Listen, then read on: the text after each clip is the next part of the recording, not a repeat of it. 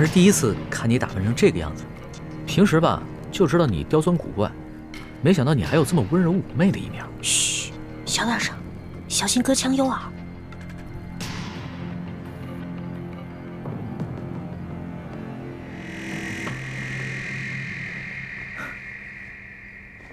哎，老大，你什么时候会弹琵琶了？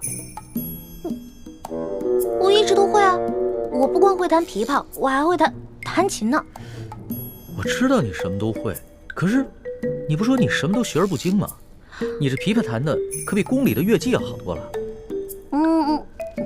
我那是谦虚啊。那再给我弹一曲呗。再弹一曲啊？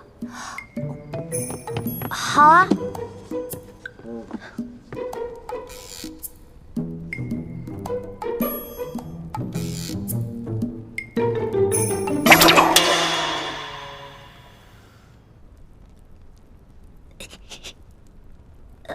哎呀，你看，这个弦断了，弹不了了。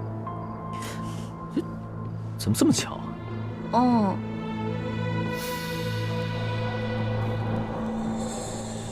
老大，那刘德昭给我准备的美人呢？别找了，被我迷晕了，藏起来了。藏哪儿去了？哎，刘德昭准备的一定是一个倾国倾城的大美女，你让我瞅瞅呗。不行，我不能让你见到她。为什么呀？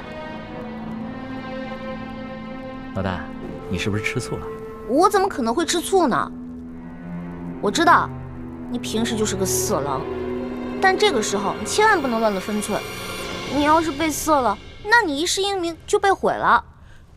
我怎么平时就是个色狼啊？我要真是色狼的话，早就把你给吃了。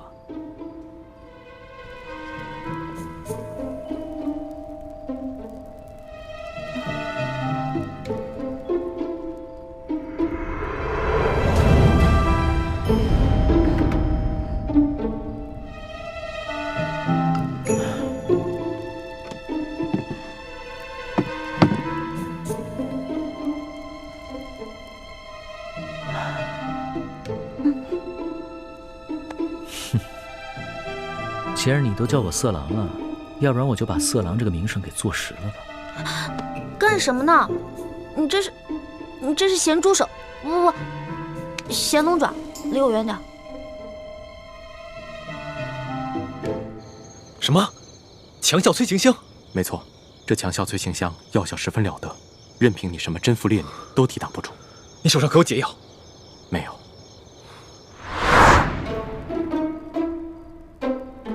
你干嘛这么色眯眯地看着我呀？我可警告你啊，从现在开始我们两个就只是聊聊天、吹吹牛，一直到早上，你就一脸满足的出去，然后我这边呢，再悄悄把美人弄醒，一切都万事大吉了，知道吗？一脸满足的出去，这聊聊天、吹吹牛，还怎么一脸满足啊？这我可演不出来。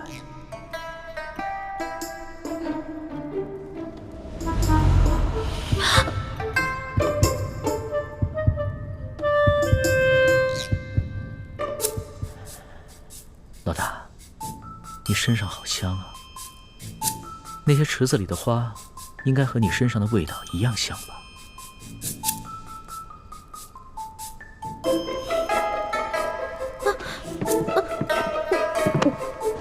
你干什么呀？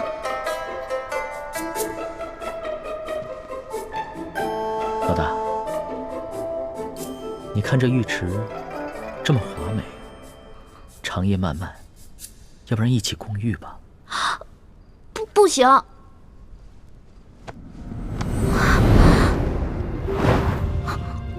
为什么不行？你是我老大，我是你小弟，我们都可以同生共死，同甘共苦，一起共个浴又怎么了？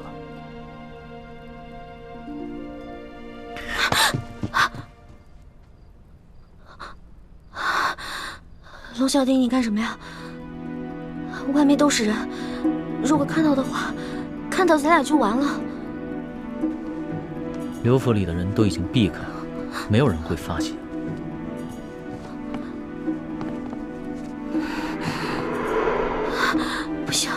不外面全都埋伏着兵甲，要是被发现的话，我们俩小命可就都玩完了。牡丹花下死，做鬼也风流。龙小弟！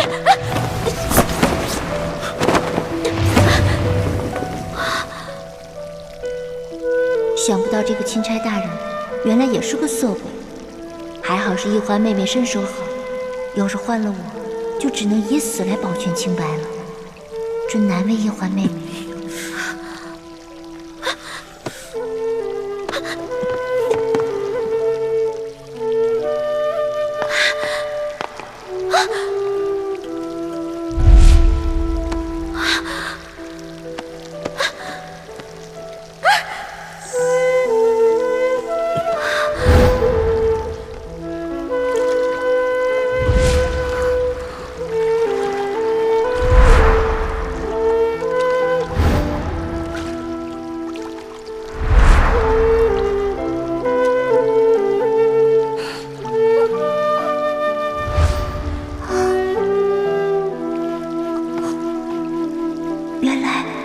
原来一环妹妹和这个钦差大人早有私情。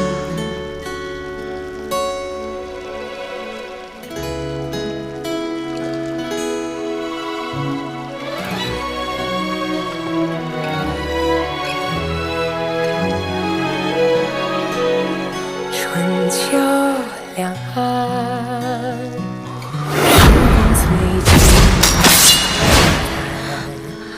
一生的愿，将心留于人世间，守我乾坤。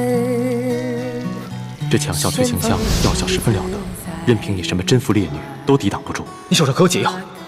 没有。不过，裘贵好像说了一嘴，要破此香最有效的方式是痛。痛，没错，痛。待他们药效发作了，你趁机潜进去，用重手法点他们几处最生痛的穴道。如此，他们应该可以清醒。好。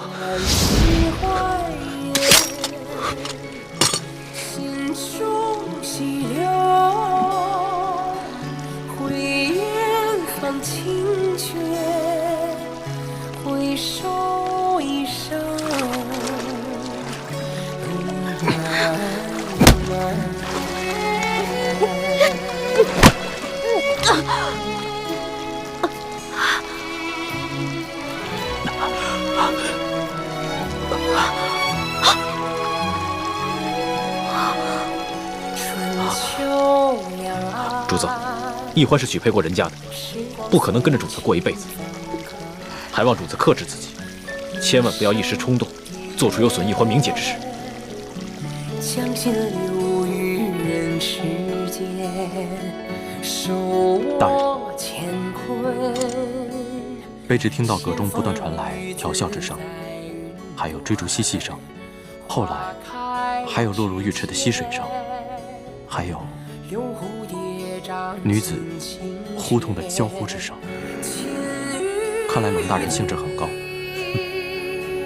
开在眉间，弹千秋。其实我刚才也不知道怎么了。你别再说话了，我们觉得刚才什么都没有发生过。刘德昭在这香炉里放了催情香，你们刚才都中招了。催情香？难怪我刚才只觉得意识模糊，怎么也控制不住自己。我一时之间寻不到解药，只能用重手法点了你们几处痛穴，刺激你们清醒过来。还请主子恕罪。这次多亏了你及时赶到，不然易欢将来只怕会恨我一辈子。欢妹，你刚才也中了催情香，才会乱了神智，我不怪你。但是你要记住，你可是有夫之妇，千万不要做出玷污我们李家门楣之事，否则我永远不会原谅你的。你更不要害主子落下一个夺人之妻的恶名，有损他的威严。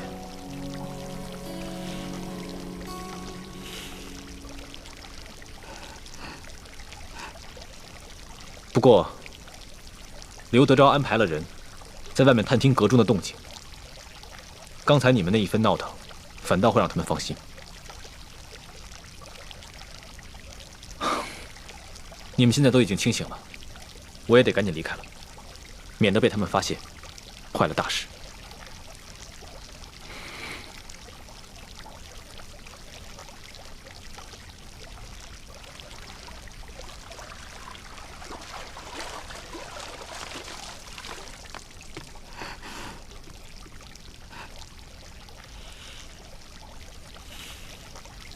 原来叶欢妹妹和我一样，早已许配了人家，心中喜欢的却是另外一个人。我们倒是同病相怜了。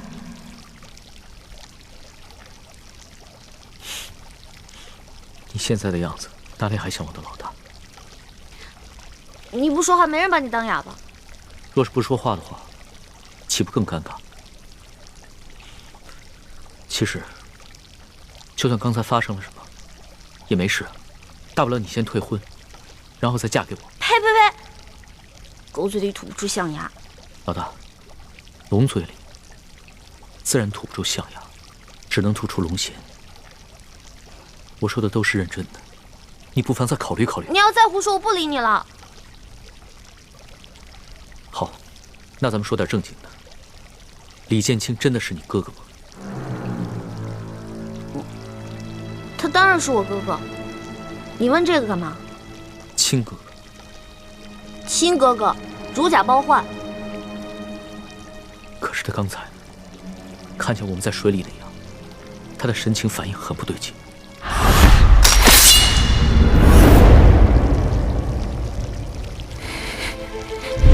当时他很是气急败坏，似乎还曾想对我出手，连剑都拔出来。他是因为他以为这屋里还有刘德昭的人，他拔剑是为了保护我们。可是他眼神中有一种恶狠狠的东西在看着我，像针尖一样锐利。虽只是一闪而过，可我的心却不寒而栗。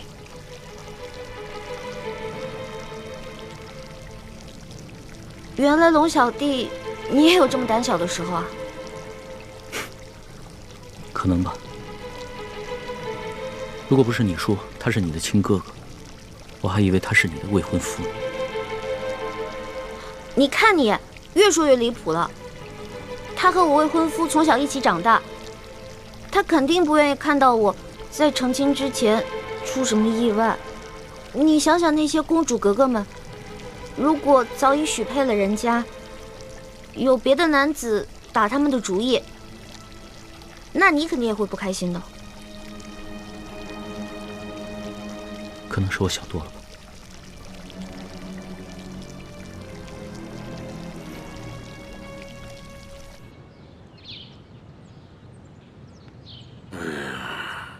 怎么还不出来呀？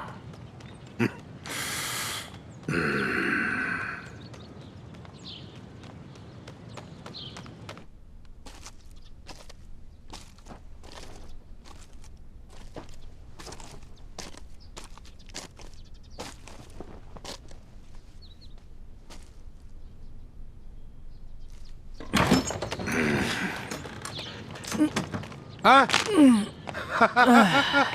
哎呀，龙大人，真是春风满面呀！啊，哎，对于下官送的礼物，可还满意呀？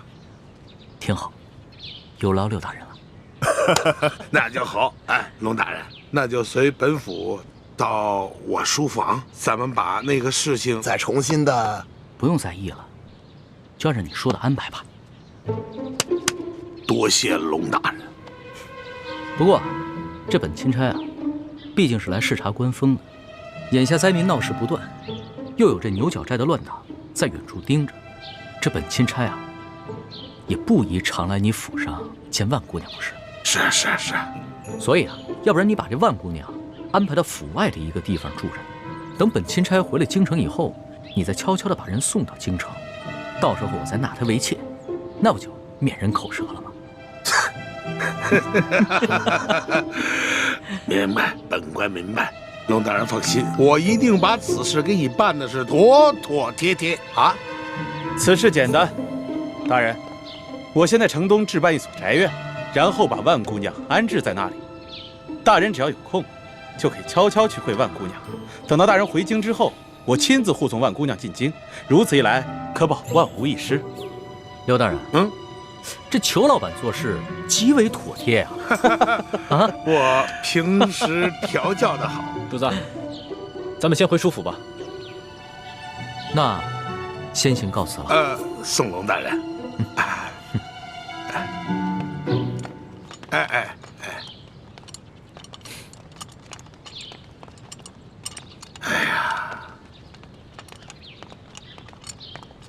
贵儿啊，看到了吗？原来此人的弱点是好色呀！亏了你那儿有一个美人万苏，否则这一关真的难过呀。事不宜迟，我将给他置办宅院，再送几个丫鬟给他。这件事儿就算是大功告成了。哎，然后让孟祥和把万苏姑娘赶紧送过去。不瞒你说呀，我是真没想到啊，这万苏姑娘如此厉害，就一晚上就把这个龙三这个假正经让他现了原形了。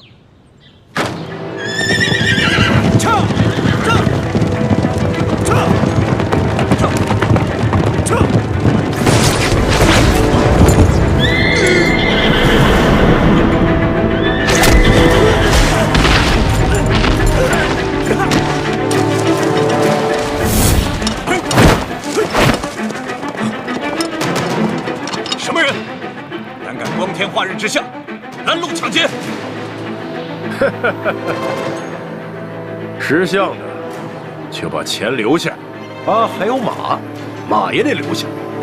义父，他们多半是附近牛角山寨的山匪。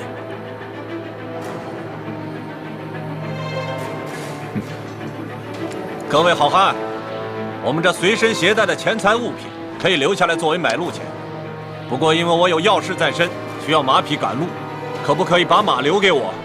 还请高抬贵手。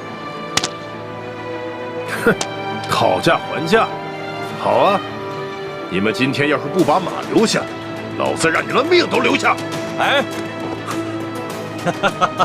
各位兄弟，有话好说吗？既然这样，那马就留给大家，钱财马匹都留给你们，放我一条生路。哼，怎么了？你不是说好了只要钱财吗？大三，给我出！拦住他们！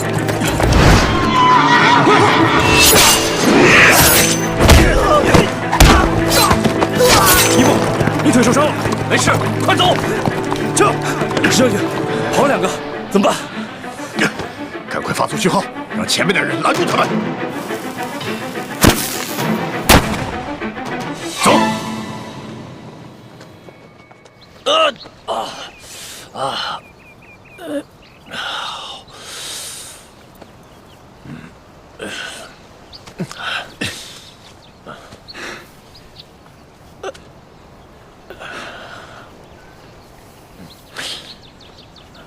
义父，我看这帮黑衣人不像是普通的盗匪，目的也不是为了咱们的钱财和马匹，倒像是一批训练有素的杀手，处心积虑置我们于死地啊！是啊，他们好像很了解我们的行踪。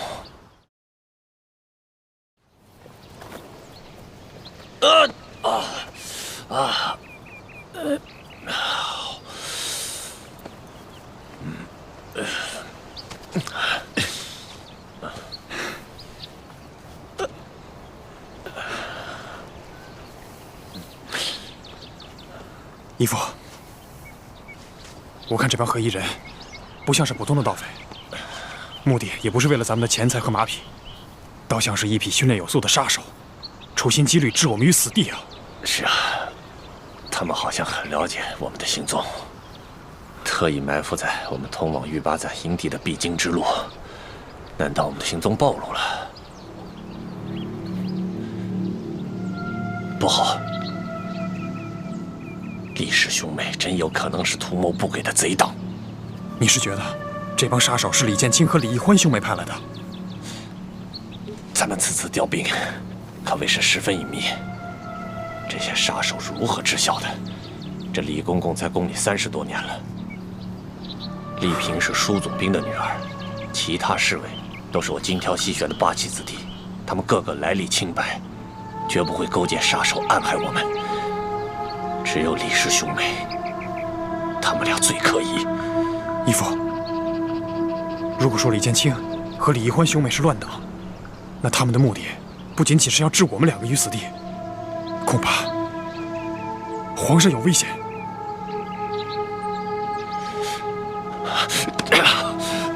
都怪我！我不该听皇上的，什么还要去调兵？我应该死谏皇上，让他赶快回京才对。现在也没有办法，那我们该继续调兵，还是回去见皇上？他们跑不了太远，快跟上！不好，我们快跑！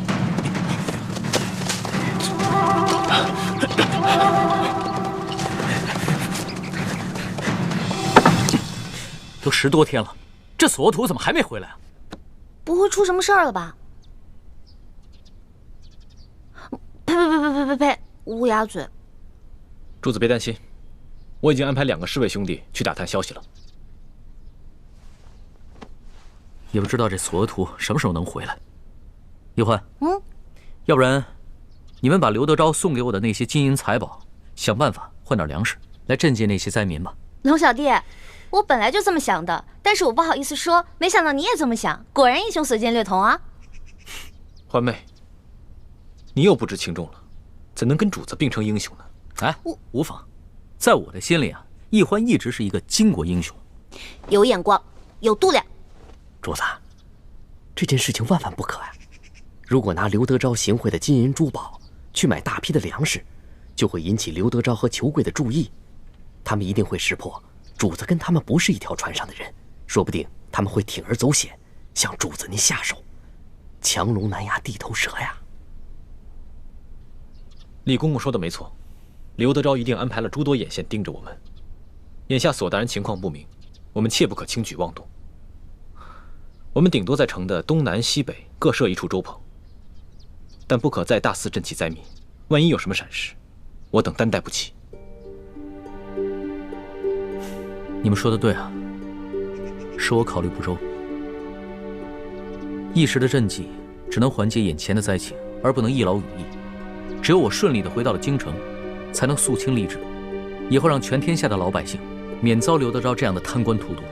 主子，您能这么想就对了。天大的事情，也没有主子您的安危重要啊。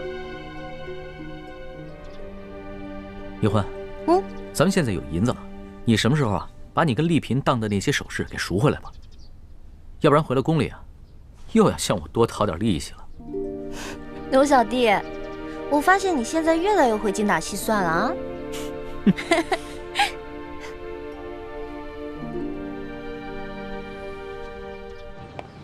裘贵啊，这龙三那里现在有什么异常啊？没有，他就是在城里多设了几处粥棚，然后12个时辰不间断的施粥。哼，此人果然是一个卖直取中之辈啊！哼，还真会收买人心。哎，万苏那里他现在去的勤吗？哈，勤着呢，每晚都要去2个时辰。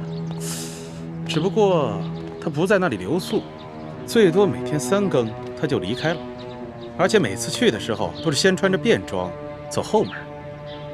他跟万苏幽会的时候，除了那一个丫鬟，就是李护卫，其他的人也近不了身呢。看来此人是一个小心谨慎之人，难怪这年纪轻轻就可以爬到如此高的位置，还受到了皇上的宠信，做到了钦差。后生可畏啊！有什么后生可畏的呀？他现在是财色兼收消停，想想他当初拿枪做事的样子，我就恶心。哼，恶心？恶心什么呀？如果这个龙三他不好色的话，我们拿他还真没办法。哼。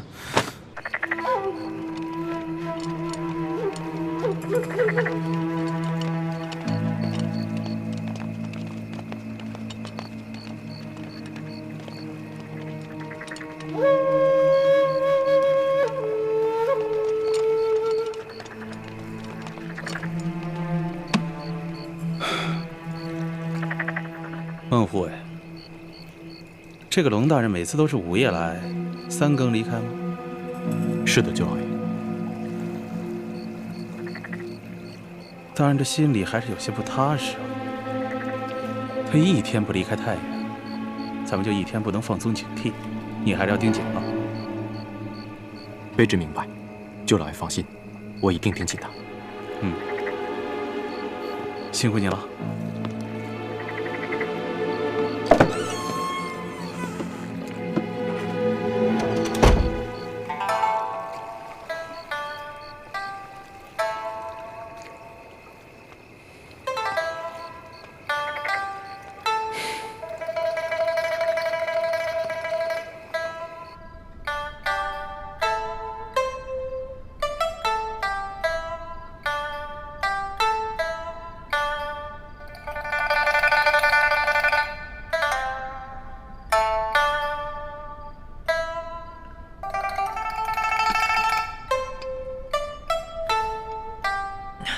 老大，那日在逍遥阁里面，我听到的琵琶声也是这万苏姑娘弹的，不是你吧？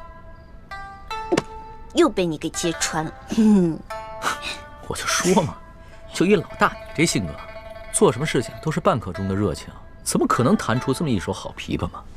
我有一件事做得特别好啊，吹牛啊，所向披靡啊。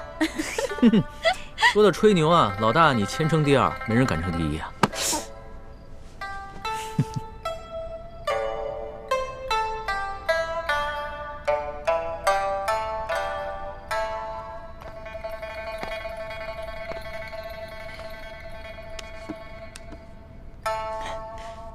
老大，我虽然吧没见过这个万苏姑娘的脸，但是吧，我就看她这个朦胧的身姿和她弹的这一手好琵琶，一想啊，她就是一个色艺双绝的女子。你说我每天晚上坐在外面喝茶，完了空担着一个风流好色的名头，我多亏啊！要不然这样吧，你呢，先回避一下，好让我真的一亲万苏姑娘的芳草。不行啊。为什么？这万苏姑娘是刘德昭送给我的美人，我假戏真做怎么了？再说了，我就算真的看上她了，我回头带她回京就好了。我说不行就是不行。你吃醋了？我没吃醋，我是在维护你龙小弟的形象。原来我在老大的心中还有形象呢。那当时在宫里是谁说的这个？哎呀，全世界最不值得女人爱的男人啊！要不然这样吧，老大，你呢就承认你吃醋了。那我吧，也就看在你心里难受的这个份上，我就做一个美色当前不动摇的柳下惠。要不然我这一连10个晚上都在这儿喝素茶，我受不了啊！哎，你给我站住！哎，站住！不行，老毛病又犯了。上次对我也是，差点假戏真做。我告诉你啊。万苏姑娘不一样，她心有所属的，而她心里喜欢的人是帮咱们的，所以你千万不能对她打主意。得了吧，上一次你也是这么骗我的，说什么非龙三不嫁，不能动心腹手下的女人，怎么又想故技重施啊？我才不会上你的当。我不会骗你的，真的。你知道咱们抢官印为何这么顺利吗？因为在刘德昭身边有咱们的内应，而这个内应就是万苏姑娘她的心上人。如果你真的对她起了什么色心的话，那你就是轻重不分、见色忘义的大坏蛋了。真的？真的，我骗你是小狗。好吧，那我就暂且放过他。老大，其实经过这些日子以来的见闻吧，我还哪有心思风流快活，只不过想逗逗你吧。不过呢，我倒不像是某些人，表面上一本正经地说一些冠冕堂皇的理由，其实就是吃醋。这个康熙真是色心不死，想找机会撩拨焕美。焕美，你可一定要守住，万万不能对咱们的死敌动心。懒得理你我。哎，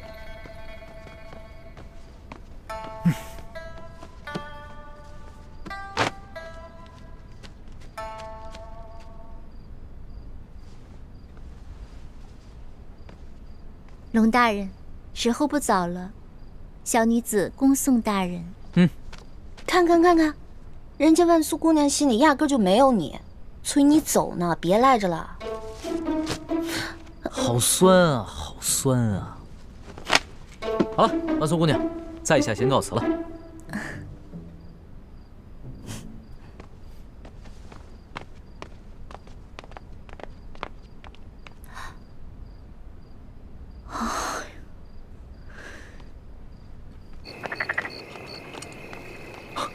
孟兄，李兄，裘贵一直在对面的房间监视你们，刚刚才走的，现在可以放心回舒服了。多谢孟兄。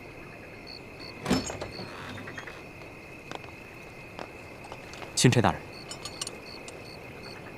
这个就是孟祥和，我刚刚跟你说的万姑娘的心上人，也是一直帮咱们的好汉。怎么样，比你长得英武吧？你越是拿话呛我，就越说明你吃醋。多谢孟护卫相助。大人客气了。这些年，卑职在刘大人身边，大小官员见过无数，真正一心为民的，只有你。卑职很是敬仰大人，能为大人尽绵薄之力，是卑职的荣幸。那孟护卫多保重，后会有期。后会有期。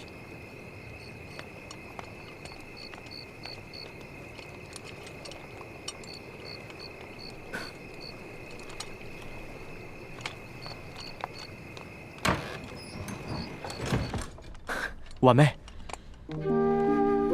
孟哥哥，婉妹，孟哥哥，你总算来看我了。我无时无刻不在想你，只是找不到合适的机会。这下好了，我与刘大人的10年之约明日期满，我们可以远走高飞了。真的，太好了。婉妹，你且收拾好东西，明日我来接你。嗯。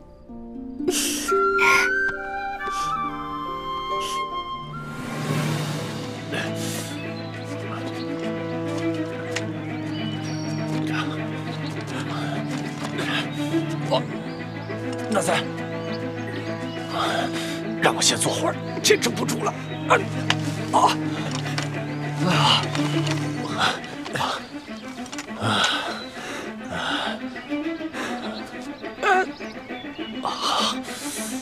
纳三，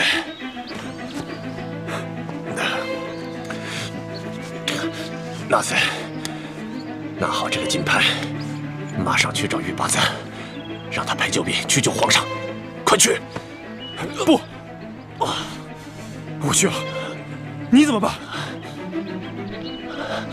纳三，你要明白，我死了，后宫里还有皇后，我们赫舍李氏还有其他的兄弟子侄，只要皇上平安，我们赫舍李氏就还有希望。可如果皇上出了危险，就不光我们赫舍李氏完了。是我们整个大清都危险了！快走！不，走，快走！我不管，什么完蛋都可以，我不能没有衣服。走，我们走。傻孩子，走啊，走啊！傻小子，走。跑吧，我们走，走，这儿，走。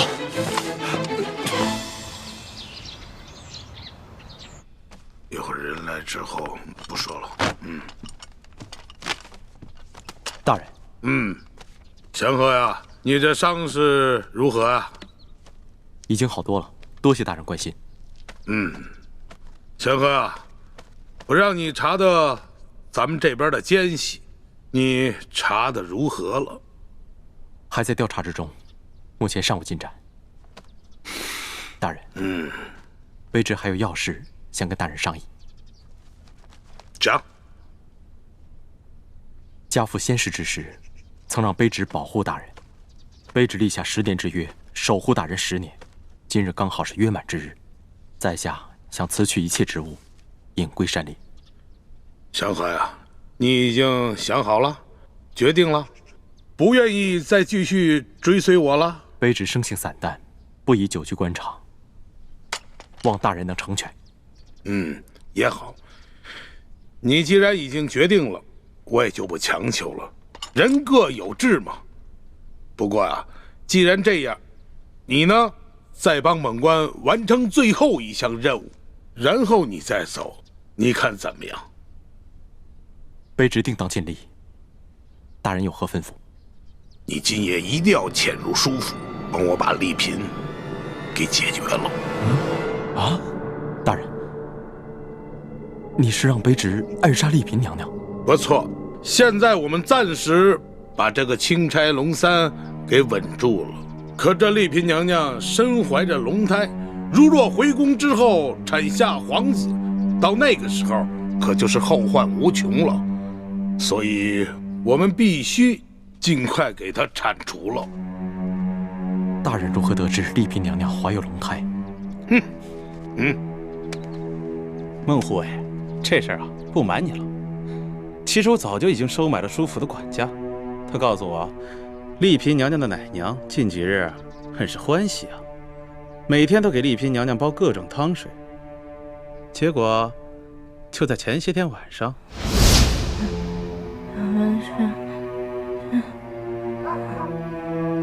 小姐，你再吃2盘。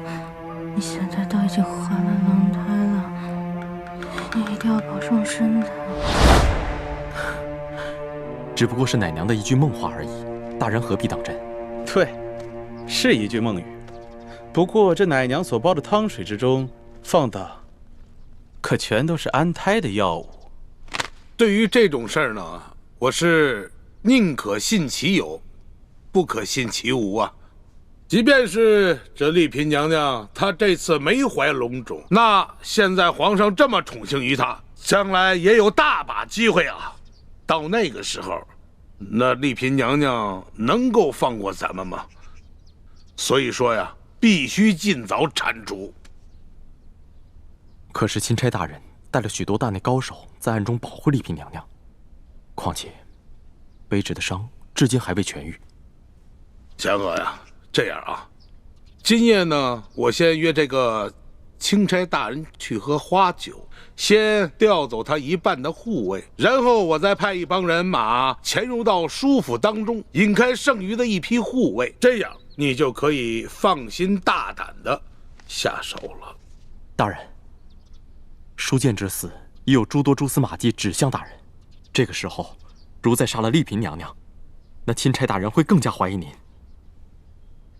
他虽然是收了大人的贿赂，但难保他回京不会出卖您。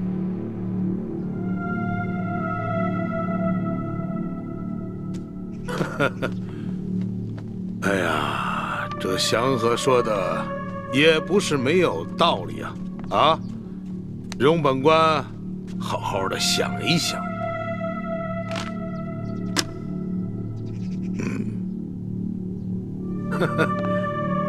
祥和呀，你这腰间这把刀，可是你爹留给你的。回大人，这把刀乃是卑职的传家之宝。我记得这刀柄之上有你爹亲手刻的一行字，可否让本官一看呢？是，大人。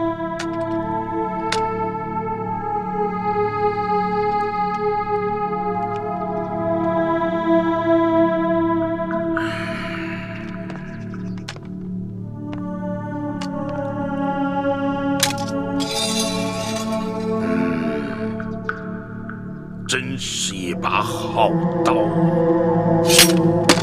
拿下！别挣扎了，孟护卫，没力气了吧？啊？知道今天早上你喝的汤药里我加了什么佐料吗？大人，你这是何意？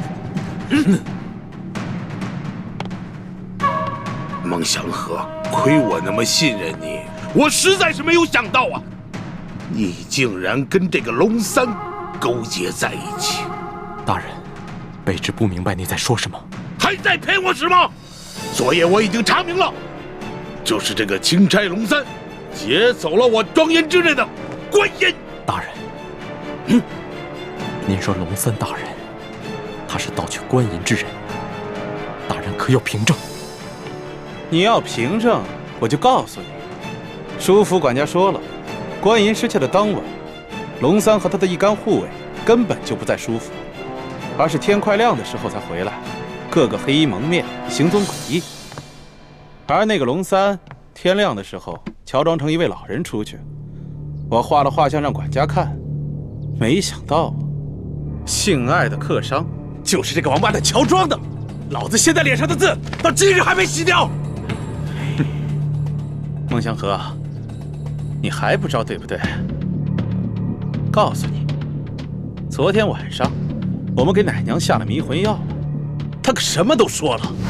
孟祥和，你快走开！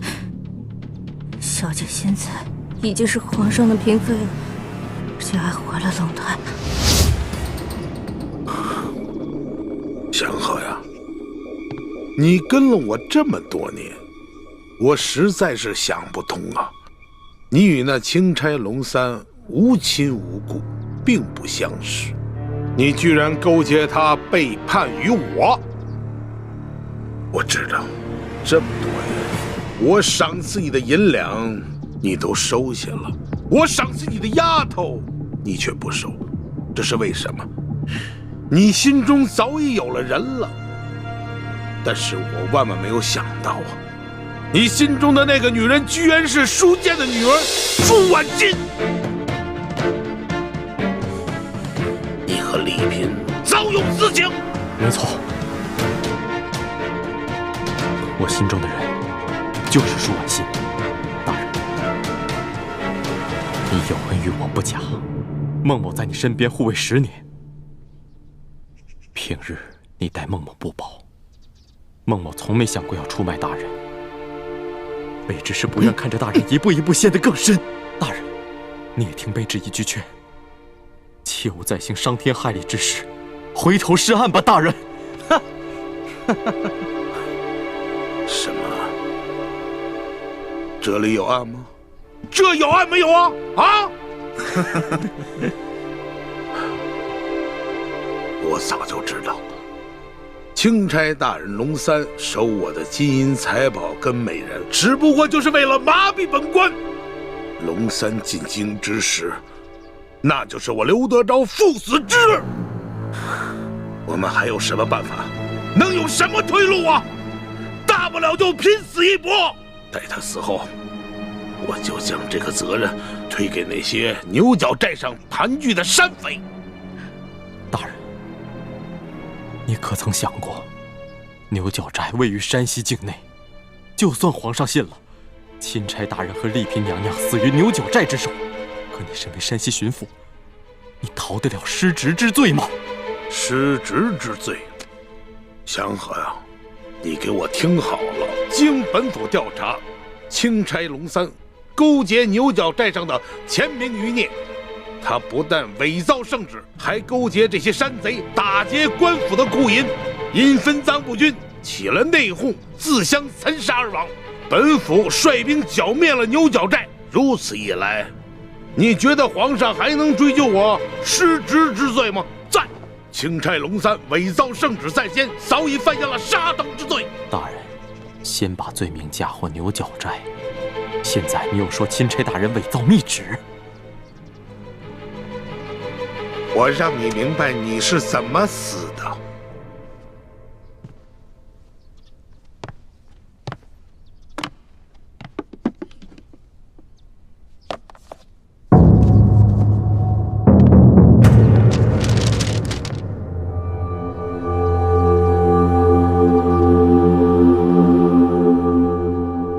看清楚了吗？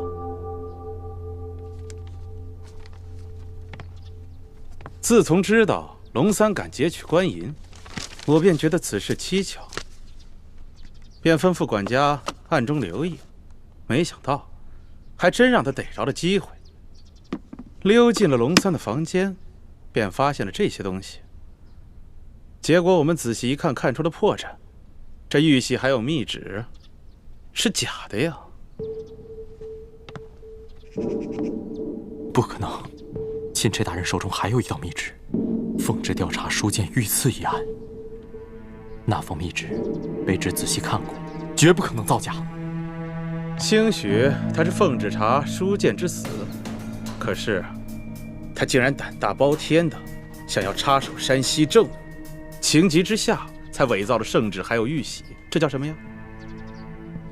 天堂有路他不走，地狱无门他闯进来。求贵，龙大人在儿等脸上刻字，是希望你们能够警醒反思，悔罪改过。你们居然执迷不悟！你放屁！他龙三算个什么东西啊？在我眼里，他只是一个虚伪狡诈、蝇营狗苟之辈。你也在官场混了10几年了吧？就这么点小伎俩，就把你给蒙蔽了。道不同不相为谋。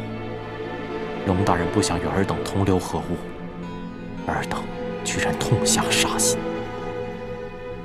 你们才是自寻死路！大人，天作孽犹可为，自作孽不可活呀！大人，大人。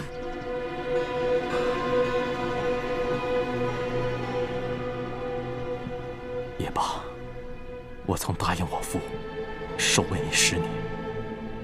如今10年之约已满，我也算不负信义。刘德昭，我既已落你手里，这条命就任你处置。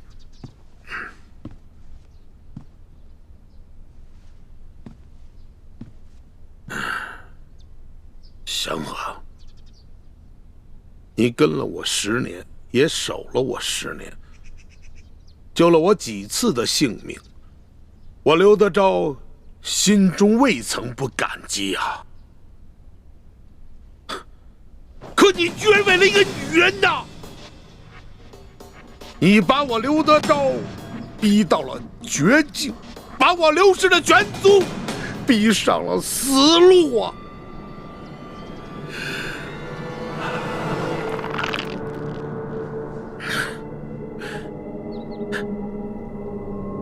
祥和呀，别怪刘德昭，别怪我心狠手辣。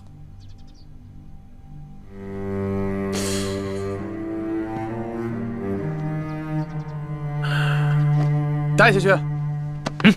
走。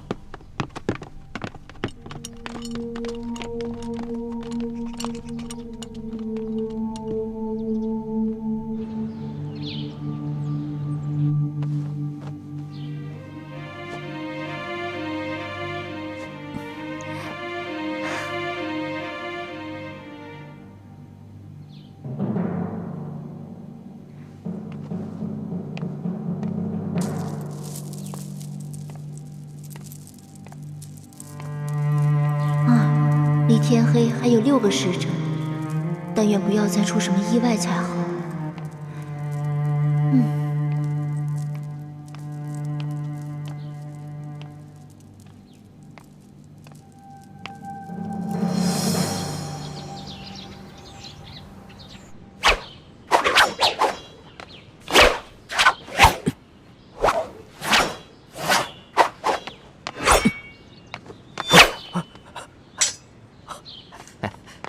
主子，索图怎么样了？索大人出事了。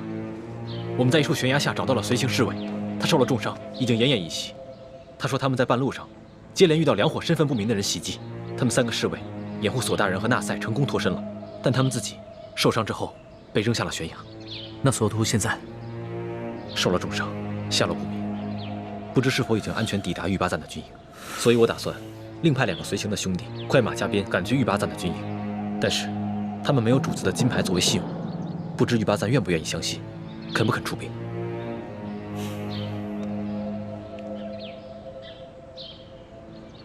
主子，不如这样吧，奴才亲自去一趟。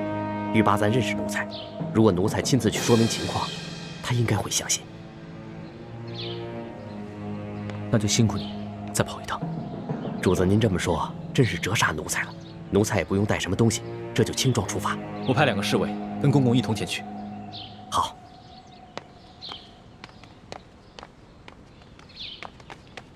不好了，龙小弟！龙小弟，贾玉玺跟贾密旨不见了。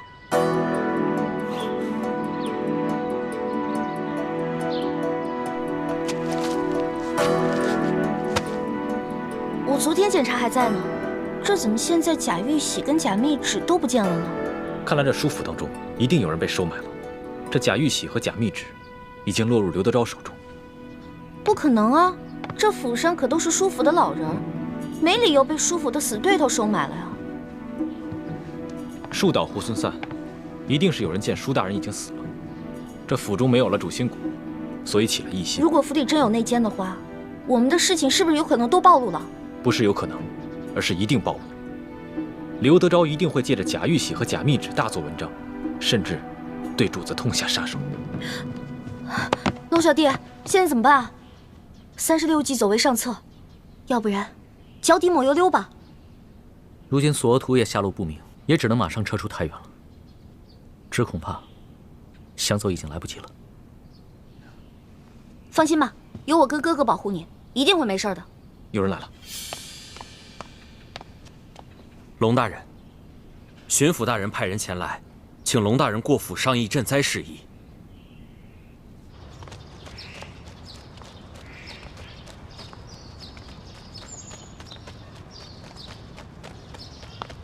官儿啊，你能不能不在我眼前晃来晃去的啊？晃得我这头都晕了。你头晕，我心还烦呢。啊，姐夫，你看看我脸上这字儿啊，到今天都没掉下去。你说这姓龙的他多可恨呢！还有，这小子铁疙瘩一个，官场上这些规矩他懂吗？你还浪费这一桌子酒菜。要我说，人来之后直接拿下，严刑逼供之后再把他灭口得了。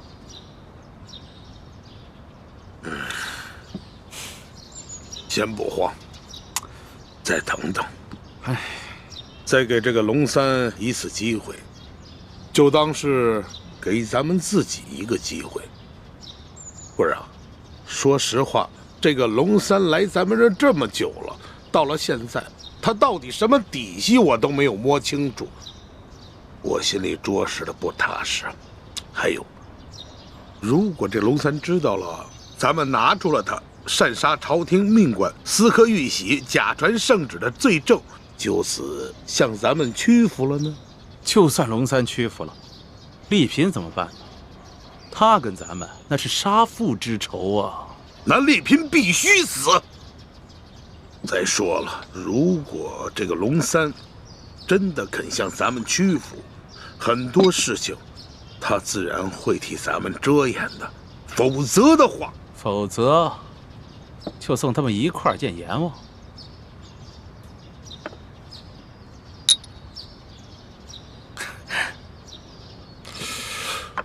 唉，什么时候来呀？他这是。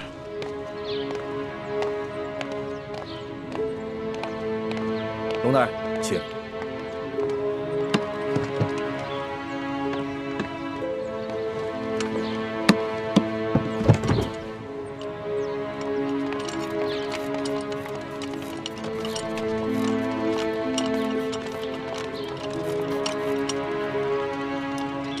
丽嫔还在府上吗？啊，还在。刚才他还吩咐奶娘，要众人都到大厅，随他一起为老爷的亡灵念经祈福。交代的事情都办妥了没有？放心吧，我已将药下在厨房的菜汤里，过会儿就会发作。好，我先到大厅念经，你们等我信号。好，事成之后，我家大人必有重喜。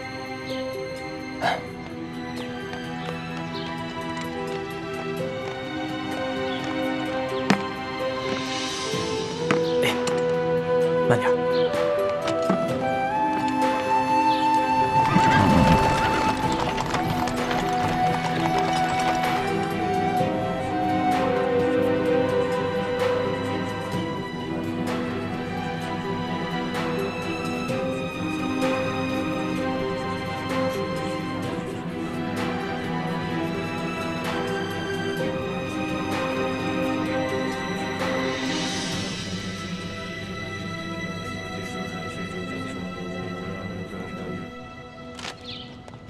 哎呀，龙大人，龙大人，有失远迎啊！龙大人，龙大人，来，请。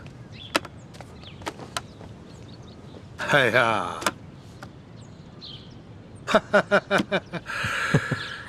哎呀，此次请龙大人过府，没有别的意思，就是有2件东西想请龙大人亲自过目。啊。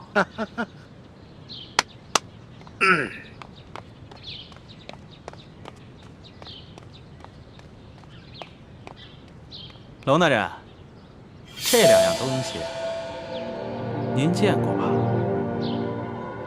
刘大人，哎，这些东西你是怎么得来的？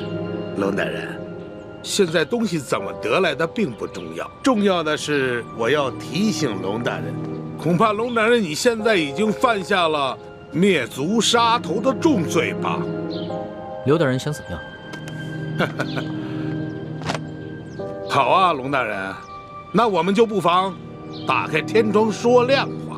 我知道龙大人，您手上也抓住了我不少的把柄。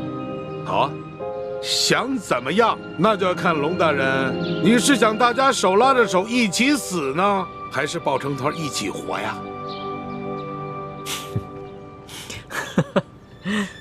廖大人，好死不如赖活着。龙某自然是想与诸位一起活了。爽快，爽快！我就说嘛，龙大人是一个聪明之人。是啊，有道是识时务者为俊杰呀。从此以后，我们就是一条船上的人了。太好了，龙大人，来，咱们终于是达成这攻守同盟了。来，为了这攻守同盟，为了这一天，来，咱们满饮此杯。来，来，来。来，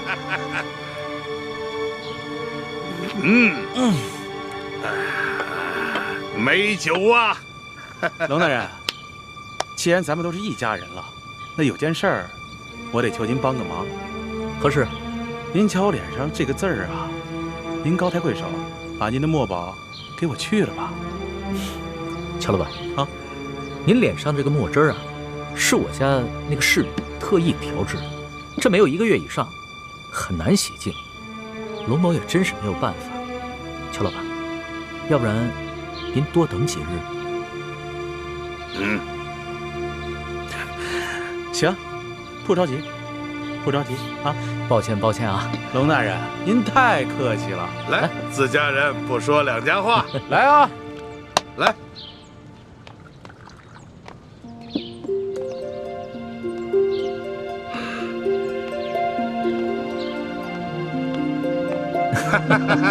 来，龙大人，